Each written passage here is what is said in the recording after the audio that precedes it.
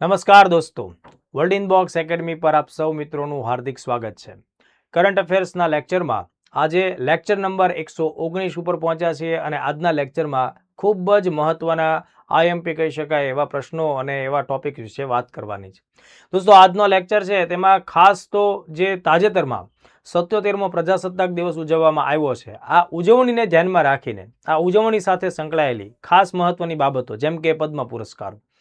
તો પદ્મ પુરસ્કારોના લાક્ષણિકતાઓ શું છે એના વિશે આપણે વાત કરવાની છે. આ ઉપરાંત પદ્મ પુરસ્કારો ગુજરાતમાંથી કોને મળ્યા છે, તો એ લોકો કોણ છે, કયા ક્ષેત્ર સાથે સંકળાયેલા છે, એ મુદ્દાની આપણે વાત કરશું.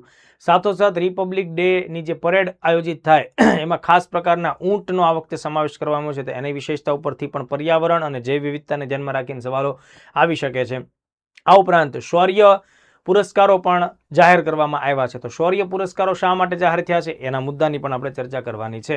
તો ચર્ચામાં આગળ વધીએ એ પહેલા સૌથી પહેલા વર્લ્ડ ઇનબોક્સ એકેડમી ગાંધીનગર ખાતે આગામી સમયમાં એક નવી સ્પેશિયલ જનરલ બેચ શરૂ થવાની છે. દોસ્તો, આ માહિતી તમે તમારા સગાવાલા મિત્રો, ભાઈબંધો, બહેનપણી કે નિયર બાય કોઈ પણ લોકો હોય એને આપજો. બરાબર, તૈયારી કરતા વિદ્યાર્થીઓ સુધી અમારો આ મેસેજ પહોંચતો કરજો. 12મી ફેબ્રુઆરી 2026ના દિવસથી નવી સ્પેશિયલ ક્લાસ 3 માટેની બેચ છે. સવારના સમયમાં બેચ અભ્યાસ થશે. સવારે 8 થી 10 કલાકનો છે દોસ્તો. રોજ અડધી કલાકની ટેસ્ટ પણ આપણે ત્યાં હોય છે. વત્તા આ બેચની ટોટલ ડ્યુરેશન છે એ 7 થી 8 મહિના સુધીની રહેશે. ક્લાસ 3ના તમામ વિષયોનો સમાવેશ તેમાં થશે.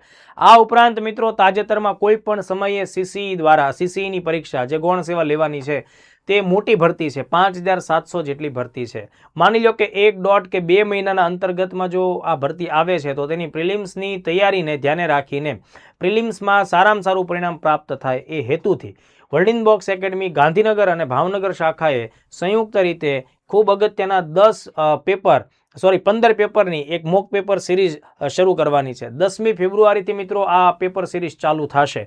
તમે ઓફલાઈન કે ઓનલાઈન બેમાંથી કોઈ પણ મોડ ઉપર આ મોક ટેસ્ટ પ્રોગ્રામમાં જોડાઈ શકો છો. આ જે મોક ટેસ્ટ છે દોસ્તો એ એકાંતર દિવસે આવશે. દાખલા તરીકે 10 તારીખે ચાલુ થાય છે, 10 તારીખ, 12 તારીખ, 14 તારીખ, 16 તારીખ, એવી રીતે એક નહીં ને એક છોડીને બીજા દિવસે પરીક્ષા લેવાશે. 100 પ્રશ્નોની ટેસ્ટ લેવાશે. 60 રિઝનિંગના પ્રશ્નો હશે જેમાં 4 પ્રકરણોમાંથી પ્રશ્નો લેવાશે. પ્લસ ગણિત છે તો ગણિતના 30 પ્રશ્નો હશે જે 2 થી 3 પ્રકરણમાંથી લેવાશે અને 10 માર્ક્સનું કરંટ અફેર્સ હશે. હવે કઈ તારીખે કયા પ્રકરણો તૈયાર કરવા એની ડિટેલ છે દોસ્તો એ તમે આ નંબર ઉપર મેળવી શકો છો. 7575061818. જે લોકો રજીસ્ટ્રેશન કરાવશે એમને લેખિત સ્વરૂપમાં આખું હાર્ડ કોપી આયોજન આપવામાં અને સમજાવવામાં આવશે. તો આ બે અગત્યની જાહેરાતો છે. ઓનલાઈન તમે માત્ર બહુ નજીવી ફી સાથે આ આખી ટેસ્ટ પ્રાપ્ત કરી શકશો અને ઓફલાઈન છે જો જૂના વિદ્યાર્થીઓ છે એની માટે 50% ડિસ્કાઉન્ટ અને નવા વિદ્યાર્થીઓ માટે 500 રૂપિયાની ફીસ રહેશે. હવે સૌથી પહેલો મુદ્દો આપણે ચર્ચામાં લેવો છે પદ્મ પુરસ્કાર. પદ્મ પુરસ્કાર માટે આજે આપણે જે કાંઈ ચર્ચા કરશું ને તેના આધારે તમારા ઘણા બધા ડાઉટ સોલ્વ થશે અને ઇવન તમે પ્રિલિમ્સ, મેઇન્સ, ઇન્ટરવ્યૂ કોઈ પણ લેવલ ઉપર તમને પદ્મ પુરસ્કારો ઉપર સવાલ પૂછાશે તો આના બહાર તમારે બીજી કોઈ પણ બાબત કરવાની રહેતી નથી. બરાબર, હવે જો ખાસ ધ્યાન રાખો મિત્રો, દર વર્ષે જ્યારે આપણો પ્રજાસત્તાક દિવસ હોય છે એની ઉજવણી કરતા હોઈએ છીએ એની આગલી સંધ્યાએ, પૂર્વ સંધ્યાએ એટલે કે 25મી જાન્યુઆરીની ઇવનિંગમાં પદ્મ પુરસ્કાર વિજેતાઓની યાદી જાહેર થાય છે. તો તાજેતરમાં 77મો જે પ્રજાસત્તાક પર્વ આપણે ઉજવો મિત્રો, ત્યારે એની પૂર્વ સંધ્યાએ રાષ્ટ્રપતિ મહામહિમ દ્રૌપદી મુર્મુજી દ્વારા કુલ 131 લોકોને પદ્મ પુરસ્કારો માટે નામાંકિત કરવામાં જાહેર કરવામાં આવેલા છે. જે પૈકી પદ્મ પુરસ્કારોમાં જે સૌથી મોટો પુરસ્કાર છે પદ્મ વિભૂષણ, એમાં 5 લોકોનો સમાવેશ થાય છે. પદ્મભૂષણ 13 લોકો અને પદ્મશ્રી છે 113 લોકોને મળવાપાત્ર થાય છે. આ આંકડાઓ તમારે એઝ ઇટ ઇઝ યાદ રાખવા પડશે. કુલ 131 લોકો. હવે આમાં 2 એવા પણ પુરસ્કારો છે કે જે એક સાથે 2 લોકોની ટીમને આપવામાં આવેલા છે, એટલે 2 ડ્યુઓસ કહેવાય છે. બરાબર, મતલબ કે 2 પુરસ્કારો એવા છે એટલે ગણતરી તો એની એક જ પુરસ્કાર તરીકે થાય પણ એ પુરસ્કારમાં 2 લોકોનો સમાવેશ થાય. બંને લોકો પદ્મશ્રી તરીકે જ ઓળખાય એવી રીતની આખી બાબત છે. તો વિભૂષણ કેટલા છે? 5. પદ્મભૂષણની સંખ્યા કેટલી છે? 13. અને પદ્મશ્રી કેટલા છે? 113. પરીક્ષામાં આ આંકડાઓ તમારે ખાસ ધ્યાન રાખવા જોઈએ. આ 131 માંથી 19 મહિલાઓ છે અને 16 મરણોત્તર વ્યક્તિઓ છે કે જેમનું નિધન 365 દિવસની રેન્જમાં એટલે કે છેલ્લા 1 વર્ષના અનુસંધાને થયું હોય તો પોસ્ટ હ્યુમસ એટલે કે મરણ ઉપરાંત મરણોત્તર સ્થિતિમાં પણ આ પુરસ્કારો આપી શકાય. અને 6 પુરસ્કારો વિદેશી લોકો અથવા NRI લોકોને આપવામાં આવેલા છે. એટલે મહિલાઓ 19 છે અને મરણોત્તર 16 છે. એ આંકડાઓ આપણે ધ્યાને રાખીએ. સૌથી પહેલા જે 5 લોકોને પદ્મ વિભૂષણથી સન્માનિત કરવામાં આવેલા છે એમાં સૌથી અગત્યનું અથવા તો જે આખા ભારતમાં ફેમસ નામ છે ધર્મેન્દ્ર દેઓલ. બરાબર, તો ધર્મેન્દ્રસિંહ દેઓલ. તો ધર્મેન્દ્ર બોલિવૂડના 50 વર્ષો સુધી કામ કરી ચૂકેલા ખૂબ જ ખ્યાતનામ એક્ટર હતા અને તાજેતરમાં એમનું નિધન થયું છે. આ સમાચારો આપણા સુધી આવેલા છે. બરાબર, અગાઉ તેમને વર્ષ 2012માં પદ્મભૂષણ પુરસ્કાર આપવામાં આવેલો છે અને અત્યારે મરણ ઉપરાંત એમને પદ્મ વિભૂષણ આપવામાં આવ્યો છે. એટલે કળાના ક્ષેત્ર સાથે સંકળાયેલા છે. એ ઉપરાંત કેરળના ભૂતપૂર્વ CM VS અચ્યુતાનંદને પણ આ વર્ષે પદ્મ વિભૂષણ આપવામાં આવ્યો છે. મિત્રો યાદ રાખજો, આ બધા નામમાંથી પ્રશ્ન આવી શકે, અઘરો પ્રશ્ન બની જાય. 5 લોકોને મળ્યો છે એ આખા ગામને ખબર હશે. તમારે આ બધા લોકો કોણ છે એના નામ યાદ રાખવાના છે. તો બીજું નામ છે VS અચ્યુતાનંદ. એ કયા રાજ્યના CM હતા? કેરળના પૂર્વ CM. તો પૂર્વ CMની ડેથ 1 જ વર્ષની અંતર્ગત થઈ છે. જાહેર બાબતોને ધ્યાનમાં રાખીને મરણોત્તર એમને આ પુરસ્કાર આપવામાં આવ્યો છે. જાહેર બાબતો માટે યોગદાન આપનાર KT થોમસ. બરાબર, KT થોમસ. કલાના ક્ષેત્રમાં જોડાયેલા N રાજમ, એમને પદ્મ વિભૂષણ મળ્યો છે. અને P નારાયણ, સાહિત્ય અને શિક્ષણ માટે એમને આ પુરસ્કાર આપવામાં આવ્યો છે. એટલે તમે જોઈ શકો છો 4 લોકો જે છે એ સાઉથ ઇન્ડિયાથી બિલોંગ કરે છે અને આમનું મૂળ વતન પંજાબ છે પણ રેસિડેન્શિયલ એરિયા મહારાષ્ટ્ર થાય છે. તો આટલા મુદ્દા આપણે ધ્યાન રાખીએ. હવે જુઓ, આ વર્ષે ગુજરાતના જે 5 મહાનુભાવોને પદ્મ પુરસ્કાર મળ્યો છે તો તેમાં પદ્મ વિભૂષણમાં કોઈ ગુજરાતી નથી, પદ્મ ભૂષણમાં પણ કોઈ ગુજરાતી નથી, પદ્મશ્રીમાં 5 ગુજરાતી છે. આ બાબત આપણે ધ્યાને રાખીએ. એ પૈકી નિલેશ વિનોદચંદ્ર માંડલેવાલા સુરત ખાતે રહે છે. તેમણે અંગદાનને બહુ મોટું અભિયાન ચલાવેલું છે, સામાજિક સેવા કરી છે. બરાબર, ડોનેટ લાઈફ નામની સંસ્થા એમણે સ્થાપેલી છે અને એમણે અંગદાન કરવું જોઈએ. મતલબ જે લોકોની એક્સિડેન્ટલ ડેથ થાય છે અથવા તો બ્રેન ડેડ જેવી કન્ડિશન હોય છે તો કદાચ એમના જે અવયવો છે, બરાબર, તો એ અંગ ડોનેટ કરવાથી બની શકે કે કેટલાક લોકોની લાઈફમાં એ કમબેક કરી શકે. કદાચ કોઈ વ્યક્તિ દિવ્યાંગ છે, કોઈનું એક્સિડેન્ટલ બાબત છે અથવા કોઈને કોઈ ઓર્ગન ફેલિયર છે તો ફાયદો થઈ શકે, જીવન જીવી શકાય. તો નિલેશ માંડલેવાલા આ નામ આપણે યાદ રાખીશું. અંગદાનના ભગીરથ કામગીરી માટે જાણીતા છે. ત્યારબાદ જૂનાગઢના મીર હાજીભાઈ કાસમભાઈ, જેને આપણે હાજી રમકડું તરીકે ઓળખીએ છીએ. 80 વર્ષના આ દાદા છે એ ઢોલના બેતાજ બાદશાહ છે. અલગ અલગ પશુ પંખીઓના અવાજને ધ્યાનમાં રાખીને પણ ઢોલના એ તાલ અને નાદ વગાડી શકે છે. તો એમને અત્યાર સુધીમાં 3000થી વધારે ડાયરાઓમાં ઢોલ વાદન કરવાનો બહુ મોટો બહોળો અનુભવ છે. એટલે એમને પણ કળાના ક્ષેત્રને જીવંત રાખવા માટે આ કામગીરી માટે પુરસ્કાર આપવામાં આવ્યો છે. ત્યારબાદ વડોદરાના ધાર્મિકલાલ ચુનીલાલ પંડ્યા, તેમણે માણ વગાડવાનું કામ આટલા વર્ષોથી ચાલુ રાખ્યું છે. એટલે એ માણભટ્ટ પરંપરાના આગળ લઈ જનારા માણસ છે. કલાના ક્ષેત્રમાં એમને પુરસ્કૃત કરવામાં આવેલા છે. રતિલાલ બોરીસાગર, મિત્રો સાહિત્ય ક્ષેત્ર અને ખાસ કરીને જે હાસ્યનું સાહિત્ય છે, બરાબર, એમાં ખૂબ સારું ખેડાણ અને યોગદાન છે. એટલે સાહિત્ય અને શિક્ષણ માટે થઈ અને રતિલાલ બોરીસાગરને પદ્મશ્રી આપવામાં આવ્યો છે. અરવિંદ વૈદ્ય, એ નાના પડદાથી લઈને મોટા પડદા, સિરિયલ, ટીવી વગેરેમાં કામ કરવા માટે જાણીતા છે. બરાબર, તો કલાના ક્ષેત્રમાં અરવિંદ વૈદ્યને આ પુરસ્કાર આપવામાં આવ્યો. તો મિત્રો આ મેં તમને કીધા છે એ મોસ્ટ ટાઈમ પે મુદ્દા કીધા છે. ગુજરાતના એ 5 હસ્તીઓ કે જેમને અલગ અલગ ક્ષેત્રોમાં યોગદાન બદલ આ પુરસ્કાર આપવામાં આવ્યો. તમારી એક્ઝામમાં ખાસ પ્રશ્ન આવશે. મિત્રો આ પદ્મ પુરસ્કારોની શરૂઆત વર્ષ 1954થી થયેલી છે. આનું આખું જે નોટિફિકેશન બહાર પાડવું એ કામ ગૃહ મંત્રાલય દ્વારા થતું હોય છે. ઓનલાઈન પણ તમે અરજી કે સબમિશન કરી શકો, પોતે પણ પોતાનું નામ સબમિટ કરાવી શકો છો કે ભાઈ મને તમે પદ્મ પુરસ્કાર આપો. બરાબર, તમારા વતી કોઈ સાંસદ, કોઈ ધારાસભ્ય અથવા બીજા કોઈ વ્યક્તિ, કોઈ NGO, કોઈ પણ સંસ્થા કોઈ પણ વ્યક્તિનું નામ સજેસ્ટ કરશે, એનું કામ વગેરેની પ્રોફાઇલ તમારા ઓનલાઈન પોર્ટલ ઉપર મૂકવાની થશે. એ બધું કામગીરી લગભગ સપ્ટેમ્બર મહિનાથી ચાલુ થઈ જતું હોય છે. ત્યારબાદ પ્રધાનમંત્રી એક સ્પેશિયલ પદ્મ કમિટીની રચના કરતા હોય છે. બરાબર, પદ્મ કમિટી પોતે આ જેટલા નામ આવ્યા છે એમાંથી યોગ્ય વ્યક્તિઓને એમના યોગદાનને ધ્યાનમાં રાખીને પદ્મ વિભૂષણ અથવા પદ્મભૂષણ અથવા તો પદ્મશ્રી માટે સરકારને સજેશન આપશે. તો આ પુરસ્કારોની જે ભલામણો થાય છે એના માટે પદ્મ પુરસ્કાર સમિતિની રચના કરવામાં આવે છે. દર વર્ષે આ સમિતિની રચના કોણ કરે છે? ભાઈ પ્રાઇમ મિનિસ્ટર કરે છે, વડાપ્રધાન. એક વર્ષમાં મેક્સિમમ તમે 120 લોકોને જ પદ્મ પુરસ્કારો આપી શકો છો, પણ તેમાં જે મરણ ઉપરાંત લોકો હોય તેનો સમાવેશ નથી થતો, એટલે એ સંખ્યા એડ કરી શકાય. વત્તા જે વિદેશી લોકો હોય તેને પણ તમે એડ કરી શકો. એટલે વિદેશી વ્યક્તિ અને મરણ ઉપરાંત વ્યક્તિને જો તમે બાદ કરો સંખ્યાની દ્રષ્ટિએ તો એક વર્ષમાં વધુમાં વધુ કેટલા લોકો? 120 લોકોને જ તમે પદ્મ પુરસ્કારો આપી શકો છો. એટલે આ બાબત આપણે થોડી ધ્યાનપૂર્વક રાખીએ. બીજું કે આ પુરસ્કાર જ્યારે તમને મળે છે, જ્યારે આ પુરસ્કારમાં કોઈ રોકડ રકમ, કોઈ ધન રાશિ આપવામાં નથી આવતી. બરાબર, આ બાબત આપણા માટે પરીક્ષાના દ્રષ્ટિકોણથી મહત્વની થાય. કોઈ રોકડ રકમ કે કોઈ ધન રાશિ, કોઈ આર્થિક બાબત અપાતી નથી. માત્ર સનદ એટલે પ્રમાણપત્ર અને તેનું મેડલ આપવામાં આવે છે. બીજી એક ખાસ વાત, જ્યારે હું પદ્મ પુરસ્કાર બોલતો હોઉં તો લગભગ મોટાભાગના વિદ્યાર્થીઓ, તૈયારી કરતા લોકોને એમ થાય કે પદ્મ પુરસ્કારમાં ભારત રત્નનો સમાવેશ થાય. તો ખાસ યાદ રાખો, ભારત રત્ન એ પદ્મ પુરસ્કારનો હિસ્સો નથી. ભારત રત્ન આપણા દેશનું સર્વોચ્ચ નાગરિક પુરસ્કાર છે, પણ એ પદ્મ પુરસ્કારનો હિસ્સો ગણાતો નથી. બરાબર, તો એ આખી બાબત આપણા માટે જાણવી જરૂરી છે. ભારત રત્નની શરૂઆત પણ મિત્રો 1954માં જ થયેલી છે. બરાબર, પણ તેમ છતાં પદ્મ પુરસ્કારોથી અલગ પડે છે.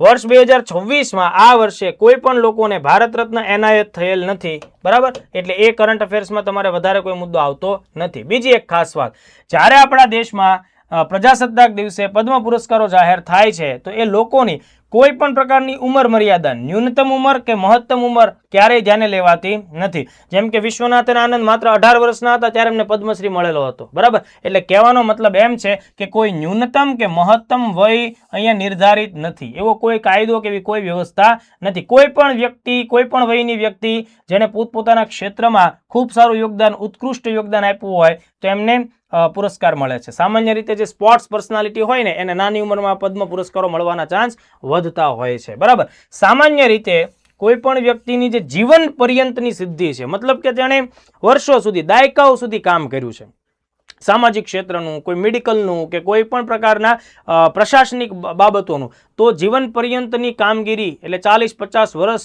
પછી સામાન્ય રીતે પદ્મ પુરસ્કારો આપવામાં આવતા હોય છે. આ એક ટ્રેડિશન આપણને જોવા મળે છે. બરાબર, પણ વયનો કોઈ મુદ્દો નથી. બરાબર, વયનો કોઈ મુદ્દો નથી કે ભાઈ આટલી ઉંમરથી નાના ન મળે કે આનેથી મોટી ઉંમરના ન મળે, એવો કોઈ બાબત નથી. હવે બીજી એક ખાસ વાત, સરકારી કર્મચારીઓને પદ્મ પુરસ્કાર મળતા નથી, પણ એના બે અપવાદ છે. સરકારી સેવામાં જે ડોક્ટરો હોય એમને પોતાના વિશેષ કામગીરી બદલ પદ્મ પુરસ્કાર મળી શકે અને વૈજ્ઞાનિકો હોય તો એમને મળી શકે. એ સિવાયની બીજી કોઈ પોસ્ટ માટે તમને પદ્મ પુરસ્કાર મળતા નથી. તમે શિક્ષક હો, એન્જિનિયર હો, બરાબર, કે બીજા કોઈ પણ પદ ઉપર હો, કલેક્ટર હો કે એવી કોઈ બાબત માટે, એમાં તમને આના ધારણે મળતા નથી. હા, તમે ખૂબ સારું પ્રશાસનિક એક્સ્ટ્રાઓર્ડિનરી કામ કર્યું છે તો જાહેર વહીવટ તમે સુધાર્યો છે, એટલે એ પ્રશાસનિક સેવા બદલ જ્યારે તમે રિટાયરમેન્ટ તરફ જતા હો મે બી ત્યારે તમને પુરસ્કાર આપી શકે.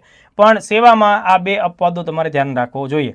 પુરસ્કાર વચ્ચેનો ગાળો, જો મિત્રો દાખલા તરીકે કોઈ એક વ્યક્તિને એક પદ્મ પુરસ્કાર મળ્યો છે, દાખલા તરીકે આ વર્ષે રોહિત શર્માને પદ્મશ્રી મળ્યો છે 2026માં, તો હવે માની લઈએ કે રોહિત શર્મા ખૂબ મહેનત કરીને 2027નો વર્લ્ડ કપ આપણને જીતાડી દે છે કે એવી કોઈ પણ એક્સ્ટ્રાઓર્ડિનરી અચીવમેન્ટ્સ પ્રાપ્ત કરે છે, તો એને બીજો પદ્મ પુરસ્કાર આપણે ક્યારે આપવો જોઈએ? તો નોર્મલી 5 વર્ષનો ગેપ થવો જોઈએ. મતલબ મેં તમને હમણાં કીધું કે ભાઈ ધર્મેન્દ્ર દેઓલ છે, એમને 2012માં પદ્મ ભૂષણ આપવામાં આવેલો. પછી જુઓ છે કે અત્યારે 2026માં એટલે 14 વર્ષ પછી આ મળે, એટલે મિનિમમ 5 વર્ષનો ગેપ તો રાખવામાં આવતો હોય છે. પણ એનો તે કોઈ સ્પષ્ટ ક્લિયર કટ નિયમ નથી. આ બેઝિક કોમન સેન્સ છે.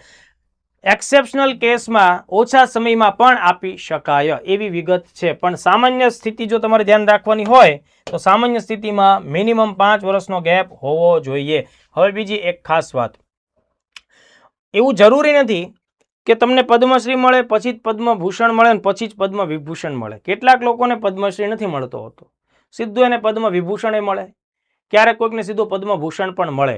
એટલે આનો કોઈ ક્રમ હોય છે, મતલબ ક્રમ પ્રમાણે આઈડિયલી મળવું જોઈએ, પણ ક્રમ પ્રમાણે જ મળે એવું જરૂરી નથી. કેટલાક વૈજ્ઞાનિકો જેમ કે વિક્રમ સારાભાઈ છે મિત્રો, બરાબર, તો એમને પદ્મ વિભૂષણ જ મળેલો છે.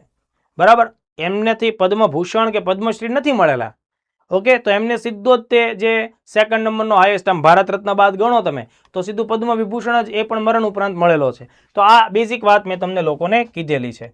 હવે જુઓ આનો ઇતિહાસ શું છે, શું આ પરંપરા 1954 થી ચાલુ થઈ તો એ આજ તારીખ સુધી કન્ટિન્યુ રહેલી છે કે ક્યારે વિવાદોમાં ફસાયેલી છે?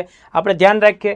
1954માં મિત્રો જ્યારે જવાહરલાલ નહેરુ વડાપ્રધાન હતા એ સમયમાં આ પુરસ્કારો ચાલુ થયા, નોનસ્ટોપ 1977 સુધી ચાલ્યા. બરાબર. 1977માં જ્યારે મોરારજી દેસાઈ પ્રાઇમ મિનિસ્ટર હતા તો 1977 થી 1980 આ જે 3-4 વર્ષોનો ગેપ છે તેમાં આ પુરસ્કારો બંધ કરવામાં આવ્યા. મોરારજી દેસાઈ સરકારનું એવું માનવું હતું કે આ પુરસ્કારો છે એ દેશમાં સામાજિક ભેદભાવો કરશે અથવા તો અહીંયાથી કંઈક પ્રકારનું અલગ એક નાગરિક સમુદાય કે વર્ગ પેદા થશે, એટલા માટે એને ભેદભાવ ગણ્યા, એટલે એમણે આ પુરસ્કારોને અટકાવ્યા. પણ ફરીથી 1980માં કોંગ્રેસની સરકાર આવે છે, ઇન્દિરા ગાંધી પાછા શાસન ઉપર આવે છે, એટલે 1980માં ફરીથી આ પુરસ્કારો ચાલુ થયા. ઓકે, તો 1992 સુધી ચાલ્યા. હવે 1992માં અચાનક શું થયું તો કે ભાઈ 1992માં સુપ્રીમ કોર્ટને એક અરજી કરવામાં આવી કે આ જે પુરસ્કારો છે એમાંથી ઘણા બધા લોકો આ પુરસ્કારોનો પોતાના નામની સાથે જોડાણ કરીને ઉપયોગ કરે છે. જેમ કે તમને પુરસ્કાર મળ્યો અને તમે તમારા નામની આગળ પદ્મશ્રી ફલાણા ફલાણા લગાડો છો, બરાબર, તો એનાથી તમે સમાજની અંદર એક કંઈક અલગ રૂતબો કે અલગ પ્રકારની એક સામાજિક પરંપરાને ચાલુ કરો છો, બરાબર. અને આપણા બંધારણની અંદર આર્ટિકલ 18 જે ભાગ 3 સાથે જોડાયેલો છે, ખિતાબો નાબૂદ કરવાની વાત કરે છે, એટલે કે નાગરિકો બધા ઇક્વલ છે, સમાન છે, એ પ્રકારની ભાવના પ્રદર્શિત કરે છે. એટલે સુપ્રીમ કોર્ટમાં અરજી ગઈ. હવે સુપ્રીમ કોર્ટમાં જે 1992ના વર્ષમાં મિત્રો અરજી ગઈ તેનો નિકાલ આવતા 3 વર્ષ લાગ્યા. એટલે 1995ના વર્ષમાં સુપ્રીમ કોર્ટે પદ્મ પુરસ્કારો યોગ્ય છે એવું જાહેર કર્યું કે ભાઈ એનો મતલબ એમ નથી કે ભાઈ સમાન નાગરિકતાને ધ્યાનમાં રાખીને આપણે જે કામ કરતા લોકો, સારા લોકો કે અચીવમેન્ટ્સ પ્રાપ્ત કરતા લોકો છે તો તેને સન્માનિત કરવાની પરંપરાને બંધ ન કરવી જોઈએ, ચાલુ રાખવી જોઈએ. પણ હા, પદ્મ પુરસ્કારવાળા લોકો ક્યારેય પોતાના નામની આગળ પાછળ સફિક્સ કે પ્રિફિક્સ તરીકેનો ઉપયોગ નહીં કરી શકે. બીજું, આ ખિતાબ નથી, બરાબર. આ એવો કોઈ ખિતાબ નથી કે જે પેઢી દર પેઢી ચાલ્યો આવશે કે ભાઈ એક વ્યક્તિ પદ્મશ્રી કે પદ્મભૂષણ બની તેના છોકરાઓ એનો ઉપયોગ ક્યારે કરી શકે નહીં. એટલે આ પ્રકારની બાબતોને લઈને 1992 થી 95માં અટક્યા હતા. 1995માં ફરીથી એ કન્ટિન્યુ થયા અને આજ દિન સુધી ચાલે છે. એટલે આ એની હિસ્ટ્રી થઈ. 54 થી 77 લગાતાર ચાલ્યા.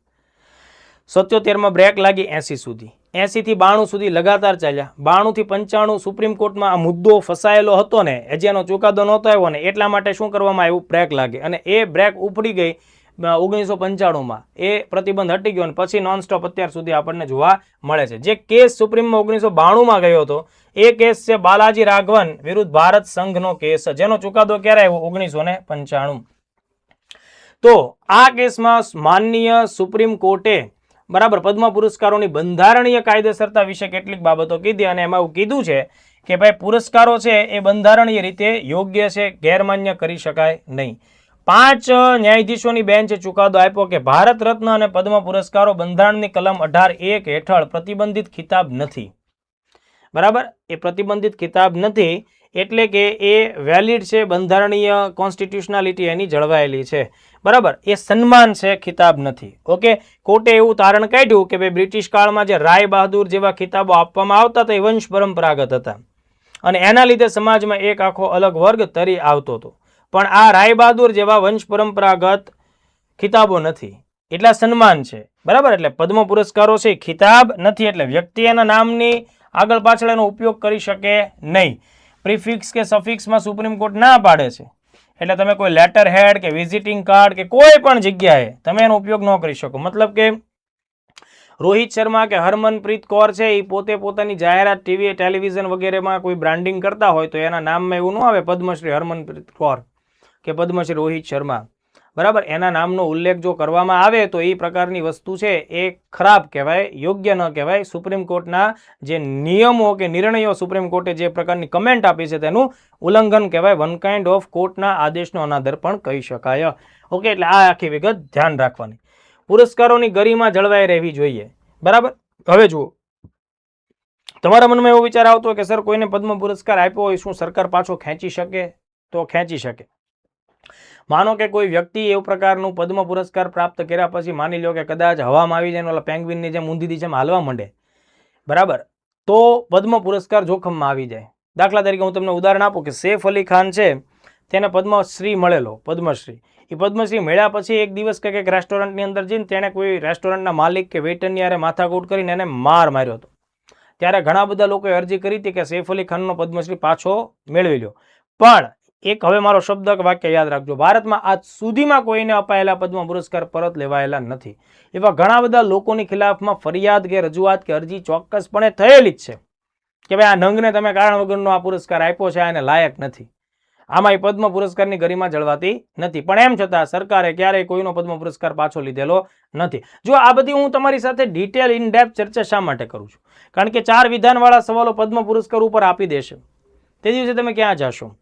બરાબર, તો ત્યારે તમે પેંગ્વિનની જેમ બીજી દિશામાં ભાગી નહીં શકો, કારણ કે તમારે માર્ક્સ લેવાના છે. ઓકે, તમારે સંસારમાં ટકવાનું છે, રહેવાનું છે, જીવવાનું છે અને માર્ક્સ લઈને નોકરી કરવાની છે. તો આ બધી વિગતોની ચર્ચાઓ હું તમારા માટે ખાસ કરું છું. જે લોકોને 47 નંબરનું ઇન્ટરવ્યૂ છે દોસ્તો, બરાબર, આ બધા મુદ્દાઓ તમારા માટે ખાસ ઉપયોગી થઈ જાય છે. તો આ એક બેઝિક વાત થઈ પદ્મ પુરસ્કારોને રિલેટેડ. હવે જુઓ, જેમ પદ્મ પુરસ્કારો છે દોસ્તો નાગરિકોને મળે છે, એવી જ રીતે આપણા દેશના મિલિટરીના અને પેરામિલિટરીના જે કાંઈ જવાનો પોતાના જીવના જોખમે દેશની સુરક્ષા માટે થઈને કામ કરે છે અને બલિદાનો આપે છે, આવા લોકોને પણ પ્રજાસત્તાક દિવસને ધ્યાનમાં રાખીને ગેલેન્ટરી એવોર્ડ એટલે કે વીરતા પુરસ્કારો આપવામાં આવે છે. પણ આ જે વીરતા પુરસ્કારો છે ને એ વર્ષમાં 2 વખત જાહેર થાય છે, પ્રજાસત્તાક દિવસે અને સ્વતંત્રતા દિવસે. મતલબ બંને પ્રસંગોને ધ્યાનમાં રાખીને આ વીરતા પુરસ્કારો જાહેર કરવામાં આવે છે.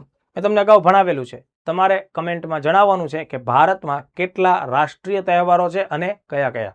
બરાબર, આ વાતને તમારે કમેન્ટમાં કહેવાનું છે. તો હવે જુઓ, આ વર્ષે 77માં પ્રજાસત્તાક દિવસની પૂર્વ સંધ્યાએ રાષ્ટ્રપતિ દ્રૌપદી મુર્મુજીએ 70 જેટલા લોકોને, અલગ અલગ કેટેગરીના લોકોને વીરતા માટેના ગેલેન્ટરી એવોર્ડ આપેલા છે. હવે જ્યારે વીરતા માટેના એવોર્ડની વાત આવે ને, તે 2 પ્રકારના હોય. એક, યુદ્ધની સ્થિતિમાં જે કંઈ પણ શ્રેષ્ઠ પરાક્રમો દાખવવામાં આવે તેના માટેના યુદ્ધકાલીન પુરસ્કારો, અને એક યુદ્ધ સિવાયની શાંતિની સ્થિતિમાં બહાદુરીનું જો પ્રદર્શન કર્યું હોય તો તેના માટેના થઈને શાંતિ સમયના વીરતા પુરસ્કારો. એટલે 2 પ્રકારના પુરસ્કારો હોય છે. આજે મેં તમને વાત કીધી, ખાસ ધ્યાન રાખજો.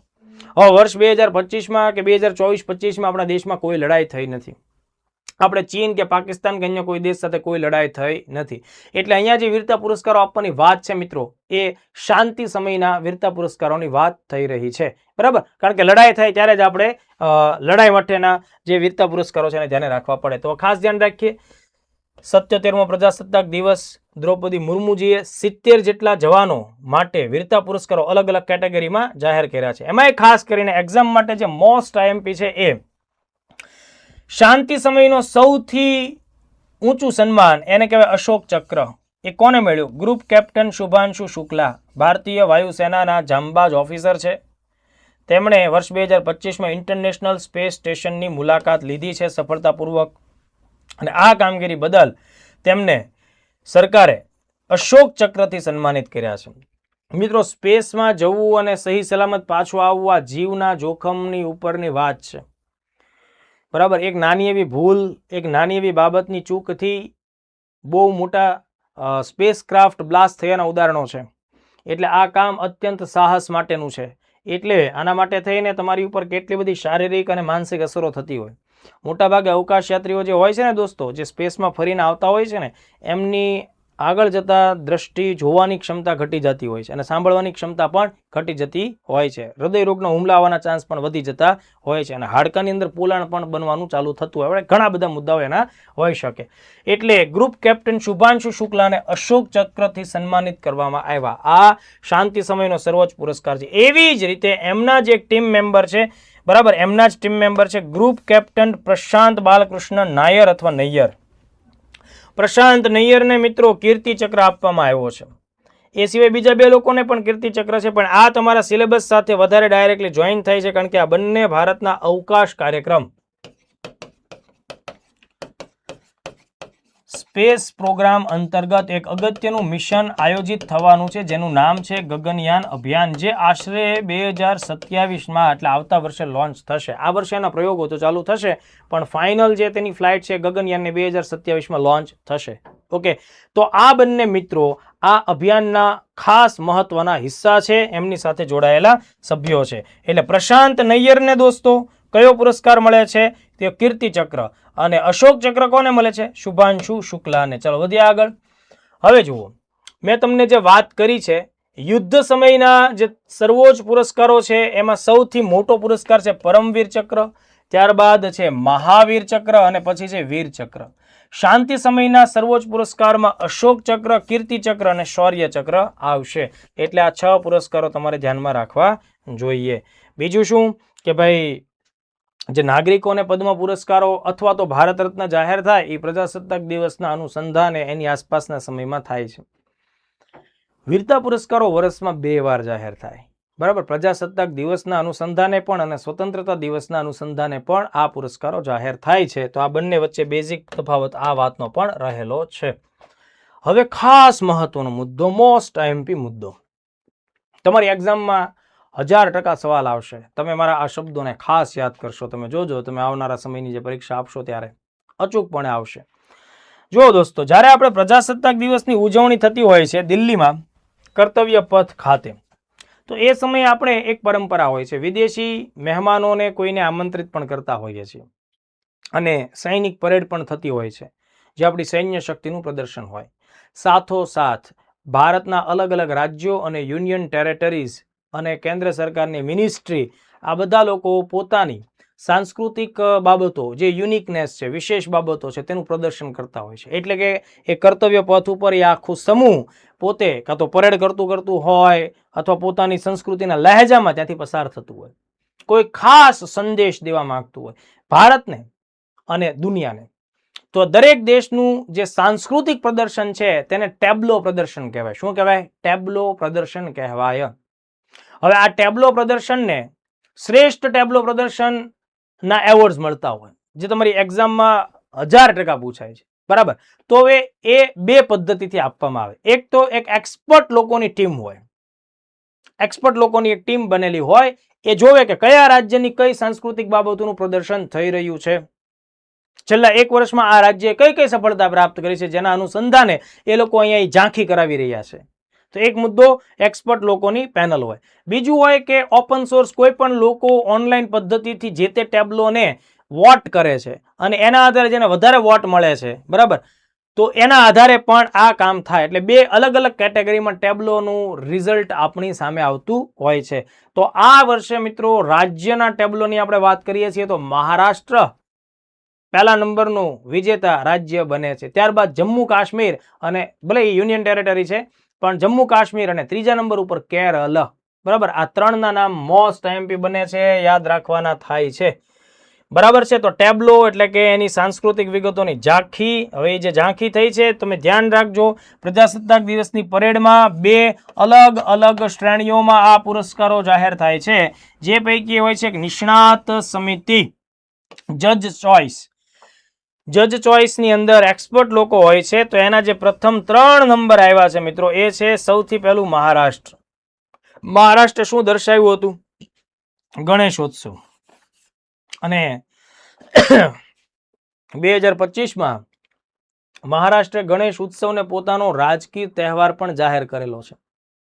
ગયા વર્ષે આ ગણેશ ઉત્સવ છે એ તમને ખ્યાલ હોવો જોઈએ, બાળ ગંગાધર તિલકના માર્ગદર્શન હેઠળ અંગ્રેજોની સામેની લડાઈઓમાં શરૂ કરવામાં આવેલો એક બહુ જ મહત્વનો સાંસ્કૃતિક કાર્યક્રમ હતો. શિવાજી અને ગણેશ ઉત્સવ એમણે શરૂ કરેલા.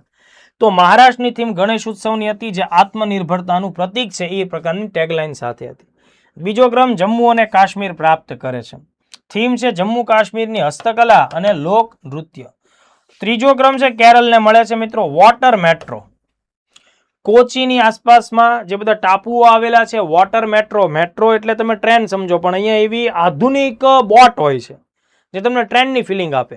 અને બોટ મોટાભાગે ઇલેક્ટ્રિક બોટનો ઉપયોગ થાય છે અને એ અતિ આધુનિક સુવિધાવાળી હોય છે, જે નિયર બાય ટાપુઓ સુધી તમને પહોંચાડે છે. એટલે એને વોટર મેટ્રો કહેવાય. એટલે પરીક્ષામાં પ્રશ્ન આવે કે ભારતની વોટર મેટ્રો, પહેલી વોટર મેટ્રો ક્યાં? કેરળમાં. પણ યાદ રાખજો, અંડર વોટર મેટ્રો નહીં, પાણીની અંદર થઈને ચાલે એમ ને. આ તો પાણીની ઉપર ચાલતી હોડીઓ છે, પણ સ્પીડમાં ચાલે છે, ઇલેક્ટ્રિક છે, સુવિધાવાળી છે. પેપરમાં જો પ્રશ્ન આવે ને કે ભાઈ અંડર વોટર મેટ્રો, તો કલકત્તા, બરાબર, હુગલી નદીની અંદર ગયા વર્ષે, ગયા અથવા 24માં 2024માં અંડર વોટર મેટ્રોની શરૂઆત કરવામાં આવી છે, હુગલી નદી. આ બાબત આપણે ભૂલવાની થતી નથી. બરાબર, તો અત્યારે આપણે કેરળના મુદ્દા ઉપર આવીએ છીએ. કેરળે વોટર મેટ્રો અને 100% ડિજિટલ સાક્ષરતા જે એણે 1 વર્ષમાં પ્રાપ્ત કરી, આ વાતનું પ્રદર્શન કર્યું. 3 નંબર આપણે યાદ રાખીએ. બરાબર, એ ઉપરાંત તમે ખાસ ધ્યાન રાખજો, જે સેકન્ડ પદ્ધતિ છે એ છે પીપલ્સ ચોઇસ. પીપલ ચોઇસ એટલે ઓનલાઈન પદ્ધતિથી લોકો માય ગવર્મેન્ટ પોર્ટલ ઉપર જઈને પોતાને ગમતા ટેબ્લોને વોટ કરે છે. તો એમાં પહેલો નંબર કોનો આવ્યો છે? ગુજરાતનો. ગુજરાત લગાતાર સતત 4થા વર્ષે પીપલ ચોઇસમાં પહેલા નંબર ઉપર આવે છે. હવે એક્ઝામમાં પ્રશ્ન આવી શકે કે ભાઈ આ વખતનો ગુજરાતે જે ટેબ્લો રજૂ કર્યો તો એની શું થીમ હતી? બરાબર, તો ગુજરાતની જે થીમ છે મિત્રો એ સ્વતંત્રતા કા મંત્ર વંદે માતરમ. બરાબર, આ આપણે ખાસ ધ્યાન રાખીએ. સ્વતંત્રતા કા મંત્ર વંદે માતરમ. તમે લોકો જ્યારે ભારતનો ઇતિહાસ ને આધુનિક ભારતને ક્રાંતિકારી પ્રવૃત્તિ બધે ભણો છો, એમાં મેડમ ભીખાઈજી કામાનું તમે નામ સાંભળ્યું હશે. મેડમ ભીખાઈજી કામા મૂળ નવસારી એટલે ગુજરાત એટલે કે બંબઈ પ્રાંતના એ હતા, અને આગળ જઈને લંડન અને ફ્રાન્સ, અલગ અલગ દેશો, જર્મનીના સ્ટુઅર્ટગાર્ડ, અલગ અલગ પ્રદેશોમાં જઈને ભારત માટેના કાર્યો એમણે કરેલા. અને તમને ખ્યાલ છે કે 1907ની અંદર જ્યારે જર્મનીની અંદર સમાજવાદી સંગઠનોની બેઠક થયેલી, તો એ સમયે સ્ટુઅર્ટગાર્ડ શહેરમાં એમણે વંદે માતરમ લખેલો પોતાનો ભારતનો નકશો પણ ધ્વજ પણ લહેરાવ્યો હતો. એટલે મેડમ ભીખાઈજી કામા અને એ ઉપરાંત ગુજરાતની આખી ટેબ્લો છે રજૂ કરવામાં આવી હતી. તમે ખાસ યાદ રાખજો, સ્વતંત્રતા કા મંત્ર વંદે માતરમ થીમ. તો આ બાબત આપણા માટે ધ્યાન રાખવા જેવી છે. 23, 24, 25 અને લગાતાર 26 ચોથા વર્ષે ભારતમાં ગુજરાત પોપ્યુલર ચોઇસમાં પહેલા નંબર ઉપર આવે છે. આ ઉપરાંત પોપ્યુલર ક્રમમાં બીજા નંબર ઉપર વોટિંગથી ઉત્તર પ્રદેશ, ત્રીજા નંબર ઉપર રાજસ્થાન. ઉત્તર પ્રદેશમાં બુંદેલખંડની સંસ્કૃતિનો ટેબ્લો હતો અને રાજસ્થાનમાં બિકાનેરની ઉસ્તકલા જે સોના સાથે સંકળાયેલી છે, સોનાના ઘડામણ સાથે સંકળાયેલી છે, ઉસ્તકલા એ છે. હવે હું મંત્રાલયની તમને વાત કરી દઉં તો કેન્દ્ર સરકારનું સૌથી શ્રેષ્ઠ મંત્રાલય જેને ટેબ્લો રજૂ કર્યો તે સાંસ્કૃતિક બાબતોનું મંત્રાલય છે. થીમ વંદે માતરમ હતી. માર્ચિંગ ટુકડી સૌથી શ્રેષ્ઠ માર્ચ કોણે કરી, પરેડ કોણે કરી? ઇન્ડિયન નેવીએ કરી. બરાબર, આ તમારે ધ્યાને રાખવાનું. ભારતીય નૌસેના છે એ સૌથી શ્રેષ્ઠ માર્ચિંગ ટુકડી હતી. જે લોકો માર્ચ કરતા હોય, માર્ચ કરતા એટલે કે ચાલતા હોય પોતાની સૈનિક અદાથી, પોતાની સૈનિક સજ્જતાથી, એ લોકો ત્યાંથી પરેડમાં નીકળતા હોય, માર્ચ કહેવાય. તો તમે જોજો કેટલી બારીકાઈ, કેટલી સટીકપણું હોય છે. બરાબર, બધા જ લોકોની મુવમેન્ટ એક જ દિશામાં અને એક જ ગતિ અને એક જ લય સાથે જોવા મળે. તો સૌથી બેસ્ટ, ધી બેસ્ટ કહી શકાય એ પ્રકારે આ વખતે કોણ છે? નૌસેના છે. તો આટલા મુદ્દા આપણે ખાસ ધ્યાન રાખીએ. આગળના મુદ્દા પર વાત કરું એ પહેલા તમે લોકો ઇતિહાસ સર્જવા માટે તૈયાર થાવ. તમારા માટે પોલીસ ભરતીનું બહુ મોટું આહવાન થઈ ચૂકેલું છે. એટલે જે મિત્રોને રનિંગનું કામ પૂરું થઈ જાય છે તમામ મિત્રો માટે વર્લ્ડ બોક્સ એકેડમી ગાંધીનગર ખાતે આગામી 23મી ફેબ્રુઆરીના દિવસે સ્પેશિયલી પોલીસ કોન્સ્ટેબલની નવી ઓફલાઈન બેચ શરૂ થવાની છે. બરાબર, સમય એનો બપોરનો રહેશે 3:30 થી 5:30 કલાકનો. તારીખ 23મી ફેબ્રુઆરી 2026 છે મિત્રો. બાકીની તમામ વિગતોમાં કે ભાઈ શ્રેષ્ઠ ફેકલ્ટી, મટીરિયલ, પુસ્તકો, સાહિત્ય, ટેસ્ટ, રેગ્યુલર ટેસ્ટ, આ બધી જ વસ્તુ તમને અહીંયાથી મળશે. ડિજિટલ લેક્ચર્સ માટેની મોબાઈલ એપ્લિકેશન પણ મળશે. વધુ વિગત માટે 7505061818 આ નંબર ઉપર તમે કોલ કરો. ગાંધીનગર સેક્ટર 6 ખાતે વર્લ્ડ બોક્સ એકેડમી પર આવો અને પોલીસ બનવાનું તમારું સપનું સાકાર કરો. મિત્રો, આખા ગુજરાતમાં 735+ વિદ્યાર્થીઓ આ વખતના જે જાહેર થયેલા રિઝલ્ટમાં પરીક્ષામાં પાસ થવામાં સફળ નીવડ્યા છે. બરાબર, એટલે રિયલ એજ્યુકેશન મેળવવું હોય તો એના માટેનું શ્રેષ્ઠ સ્થળ આપણી એકેડમી છે. બાકી રીલ્સ તો દુનિયામાં, ગામમાં, આખા ગાંધીનગર ગુજરાતમાં તમને ખ્યાલ જ છે ક્યાં કેવી ફાંકા ફોજદારીઓ ચાલે છે. આજનો આપણો આ છેલ્લો મુદ્દો એ પણ પ્રજાસત્તાક દિવસની પરેડ સાથે જ સંકળાયેલો છે અને અહીંયાથી જૈવ વિવિધતાનો એક પ્રશ્ન આવશે. મિત્રો, આ વખતની પરેડમાં બે ખૂંદવાળા 2 ઊંટે પણ ભાગ લીધો હતો. એક નહીં, 2 ખૂંદ. બરાબર, ઠંડા પ્રદેશના ઠંડા રણ વિસ્તાર એટલે બરફ, સૂકું રણ. બરાબર, ઠંડા વિસ્તારોમાં આપણને જે લદ્દાખ વિસ્તાર છે તેની નુબ્રા વેલી છે. શબ્દો મારા બરાબર પકડજો. કયો વિસ્તાર મેં તમને કીધો? લદ્દાખ. નુબ્રા વેલીમાં એક વિશેષ પ્રકારના ઊંટ જોવા મળે છે. બરાબર, એ ઊંટ છે એને બેક્ટેરિયન ઊંટ કહેવાય, કારણ કે ભૂતકાળમાં એ બેક્ટેરિયા જે પ્રાંત પ્રદેશ છે એની સાથેનો સંબંધ ખૂબ સારો હતો. આ ઊંટ છે દોસ્તો એ હજારો વર્ષોથી ચર્ચામાં છે. ભૂતકાળના સમયમાં આ એકદમ પહાડી દુર્ગમ વિસ્તાર કહેવાય મિત્રો. બરાબર, થોડો ખતરનાક વિસ્તાર કહેવાય. બરાબર, માણસોનું ચાલવું ત્યાં બહુ મુશ્કેલ હોય, પહાડોમાં રસ્તાઓ ન હોય, એવા રસ્તાઓ ઉપર પણ પહાડોમાં પણ આ ઊંટ છે એ ખૂબ સારી રીતે વજન પણ ઉંચકી શકે છે. સિલ્ક રૂટ જે પ્રાચીન સમયથી જે ટ્રેડ એના ઉપર થતો હતો, તો એમાં આ સિલ્ક રૂટના જહાજો કહેવાય છે. સિલ્ક રૂટના જહાજો કહેવાય. ઓકે, જે 150 થી 170 કિલોગ્રામ સુધીનું વજન ઉંચકી શકે છે. પાણી વગર લાંબા સમયને દિવસો કે અઠવાડિયાઓ કાઢી શકે છે. એમને -30 થી -40 ડિગ્રી સુધી કોઈ વાંધો આવતો છે નહીં. બરાબર. અલ્ટ્રાવાયોલેટ તરંગોની ઊંચી અસર થાય તો બી પ્રશ્ન નથી. ખારું પાણી મળે છે તો પી જાય છે. બરાબર. ખાવા લાંબા સમય સુધી નથી મળતું તો એ કોઈ દેકારો પડકારો કરતા નથી. એટલે આ પ્રકારના આ બેક્ટેરિયન ઊંટ છે. બરાબર. 2 ખૂંધવાળા હોય છે. અને અહીંયા આપણને જે પ્રદર્શનમાં મૂકવામાં આવ્યા છે એના નામ યાદ રાખજો. એકનું નામ છે નુબ્રા અને બીજાનું નામ છે ગલવાન. બરાબર. નુબ્રા અને ગલવાન. તો મેં તમને આમનું ઇમ્પોર્ટન્સ કીધું. અત્યારે આનો ઉપયોગ દોસ્તો ઇન્ડિયન આર્મીના લોકો પોતાના અગત્યના માલ સામાનના પરિવહન માટે કરે છે. તમને એમ થાય કે સર અત્યારે તો આધુનિક સમય છે, ડ્રોન ટેકનોલોજી છે, છતાં આપણે આનો ઉપયોગ કરીએ છીએ. મિત્રો યાદ રાખો, આ જે પ્રાણી ખૂબ સાયલેન્ટલી ચાલતું હોય છે, દુશ્મનને કાનો કાન ખબર નથી પડતી. તમે ડ્રોનનો ઉપયોગ કરો, ડ્રોન હેક થઈ જાય, જામર થઈ જાય.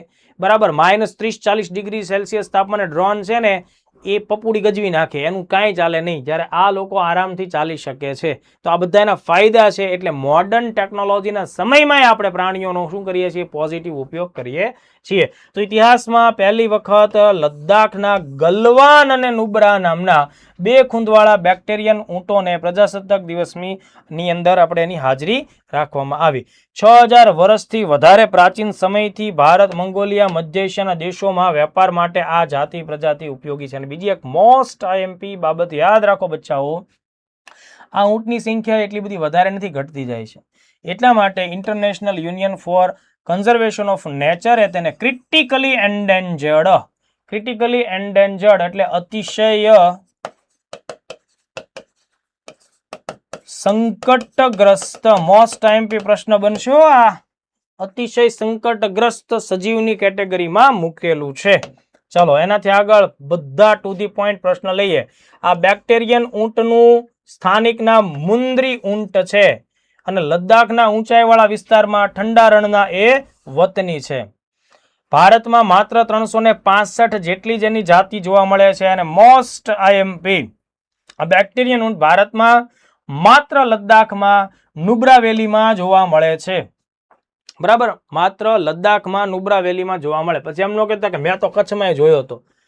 એ પપુડી ઘરે રાખવાની, જે હકીકત છે એને જ રાખવાની. નુબ્રા વેલીમાં જ જોવા મળે. બરાબર. -30 ડિગ્રી સેલ્સિયસ અથવા એનાથી નીચા તાપમાન ઉપર કામ કરે. ઓક્સિજન ઓછો હોય તો બી એ કામ કરે. અલ્ટ્રાવાયોલેટ તરંગો ઊંચાઈવાળા વિસ્તારમાં વધારે ફીલ થાય તો પણ કામ કરે. ઓછી વનસ્પતિ હોય તો પણ એ પોતાનું જીવન ટકાવી શકે છે. આ બધી બાબતો આપણા માટે મહત્વની થઈ જાય છે. 14,000 થી 15,000 ફૂટની ઊંચાઈ ઉપર 10 થી 12 કિલોમીટર સુધી સતત ચાલી શકે છે.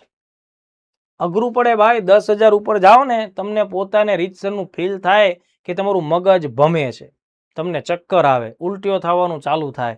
10,000 તમારાથી 2 પગલા ન મંડાય. 10,000 ફૂટની ઊંચાઈ ઉપર તમે જાઓ, 2 પગલા માંડવા માટે તો ઘડીક ધરતી આમ દેખાય તમને. આ પ્રકારની હાલત હોય છે. બરાબર. તો એમાં 14 થી 15,000 ફૂટની ઊંચાઈ ઉપર આ પ્રકારની મુસાફરી થાય છે. એને 2 ખૂંધ હોય છે. ખાસ ધ્યાન રાખજો, આ 2 ખૂંધ છે એમાં ચરબી હોય છે અને એ ખોરાકની અછતમાં લાંબો સમય સુધી ચલાવી લે છે. એટલે આ એની ઉર્જા માટેનો ભંડાર છે. ઓકે. કારણ કે કુદરતને ખબર હોય ને કે આપણે આને જે વિસ્તારમાં મૂકીશું ત્યાં એટલી વનસ્પતિ નહીં થાય. બરાબર. એટલે વનસ્પતિ નહીં થાય તો એને લાંબા સમય સુધી કેવી રીતે રહેશે? એટલે આ આખી વિગત તમારે ધ્યાનમાં રાખવાની છે. બરાબર. હવે જુઓ, આટલા મુદ્દા આપણે ખાસ જોઈ લીધા છે. સેનામાં આ ઊંટનો તો સમાવેશ થાય જ છે, પણ એ સિવાય ઇન્ડિયન આર્મીમાં બીજા કેટલાક પ્રાણીઓ, એમાં ખાસ કરીને ભારતીય મૂળના અમુક શિકારી કૂતરાઓનો સમાવેશ થાય છે. તો સૌપ્રથમ સ્વદેશી કૂતરાઓની જાત જે ઇન્ડિયન આર્મીમાં સામેલ થઈ, મોસ્ટ આઈએમપી, એ છે મુઘોલ હાઉન્ડ. ગોખી નાખજો આને. મુઘોલ હાઉન્ડ એ ભારતની પહેલી સ્વદેશી શિકારી કૂતરાઓની એ પ્રજાતિ છે જેને ઇન્ડિયન આર્મીમાં સામેલ કરવામાં આવેલી છે. મુઘોલ હાઉન્ડ આ મેક ઇન ઇન્ડિયા આત્મનિર્ભર ભારતનું એક્ઝામ્પલ આને પણ તમે કહી શકો. મુઘોલ હાઉન્ડ છે એ ઉપરાંત દોસ્તો ખાસ યાદ રાખજો રામપુર હાઉન્ડ, રાજપાલયમ, ચિપ્પીપરાય અને કોમ્બાય આ બધી સેનામાં સામેલ થયેલા કૂતરાઓની પ્રજાતિ છે. એટલે આ રામપુર હાઉન્ડ, રાજપાલયમ, ચિપ્પીપરાય, કોમ્બાય આ કોઈ તહેવારોના નામ નથી કે આ કોઈ સ્વાદિષ્ટ વાનગીઓના નામ નથી. એટલે આ કલ્ચરનો પ્રશ્ન નથી, આ ડિફેન્સનો પ્રશ્ન છે. આ બધા કૂતરાઓની પ્રજાતિ છે જેનો ઉપયોગ અત્યારના ધોરણે આપણે લોકો કરી રહ્યા છીએ. હવે જો ધ્યાન આપજો, એક સંસ્થા છે ડીહાર, આ બેક્ટેરિયન ઊંટ સાથે સંકળાયેલો મુદ્દો છે. Defence institute of high altitude research, DRDO ની આ શાખા છે, સંસ્થા છે જે લદ્દાખમાં કામ કરે છે. એની બીજી શાખા ચંદીગઢમાં પણ છે. આ દિહાર નામની જે ઇન્સ્ટિટ્યૂટ છે ને, defence institute of high altitude research, high altitude એટલે ખૂબ ઊંચાઈ ઉપરના ક્ષેત્રમાં સંશોધન કરે. ત્યાં કેવી વનસ્પતિ હોય, ત્યાં કેવું ટેમ્પરેચર હોય, ત્યાં કેવા કપડા ડિફેન્સના માણસો પહેરવા જોઈએ, આ બધી બાબતોનું રિસર્ચ કરતી સંસ્થા છે. ક્યાં આવી છે? લદ્દાખમાં. એમણે આ ઊંટ ઉપર ખાસ સારું એવું ઊંડાણપૂર્વકનું રિસર્ચ કરેલું છે અને એણે દાવો કરેલો છે કે -40 ડિગ્રી સુધી પણ કામ કરી શકે છે. એટલે અહીંયા મારો ઉદ્દેશ તમને આ દિહારનું પૂરું નામ અને એનું લોકેશનની DRDOની પેટા શાખા છે એ વાત સમજાવવાનું છે. ચાલો તો આટલા મુદ્દા આપણે ખાસ જોયા. આઈ થિંક આજના લેક્ચરમાં બધા મુદ્દા મેં તમને લોકોને જે કીધા છે એકો એક મુદ્દા મોસ્ટ IMP છે અને બધા રિપબ્લિક ડેની ઉજવણી સાથે સંકળાયેલા છે. એટલે એને ખાસ તમે લોકો ધ્યાને રાખજો. ફરીથી નવા લેક્ચર સાથે વહેલી તકે મળીએ મિત્રો. અચૂકપણે કમેન્ટ જણાવજો આ લેક્ચર તમને કેવો લાગ્યો અને કેટલું નવું તમને જાણવા મળ્યું. જય હિન્દ, જય ભારત.